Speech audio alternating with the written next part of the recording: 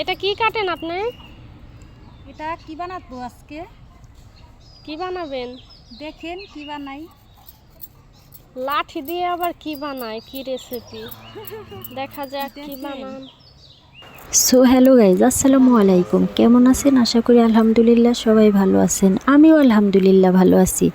আজকে হাজির হলাম নতুন আরেকটি ব্লগ ভিডিও নিয়ে। সঙ্গেই থাকুন। আজকে যে কি একটা রেসিপি বানাবো আমি নিজেও জানি না। আমি আগে কখনো এই রেসিপিটা বানাইও নাই, খাইও নাই। এই জন্য আমি এখানে প্রথমে নিয়ে নিয়েছি একটা লেবু।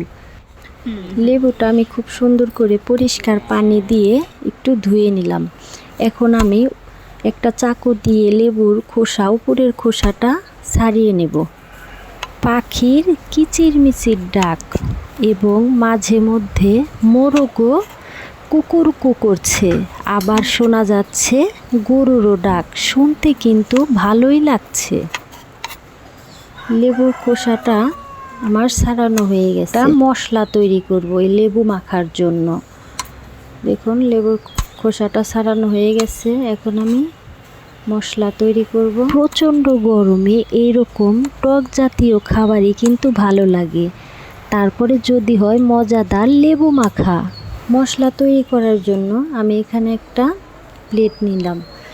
প্লেটের ভিতরে দিয়ে দিলাম পরিমাণ মতো বিট লবণ, তারপরে দিয়ে দিলাম শুকনো মরিচের গুঁড়া, তারপরে দিয়ে দিলাম চিনি, এরপরে দিয়ে দিলাম চিলি ফ্লেক্স।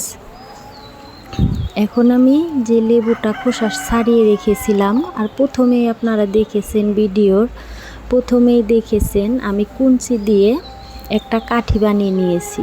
সেই কাঠি দিয়েই আমি লেবুটা গেঁথে নিলাম।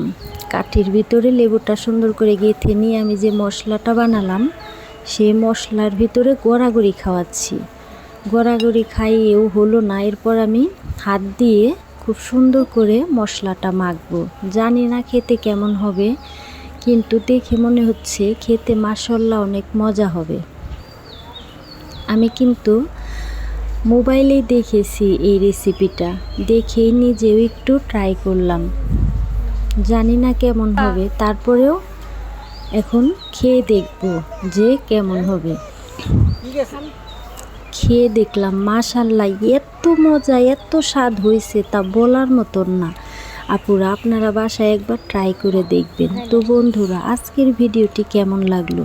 লেবু মাখার ভিডিওটি যদি আপনাদের ভালো লেগে তাহলে কমেন্ট করে জানিয়ে যাবেন। সবাই ভালো থাকবেন, সুস্থ থাকবেন। আজ এই পর্যন্তই। আল্লাহ হাফেজ।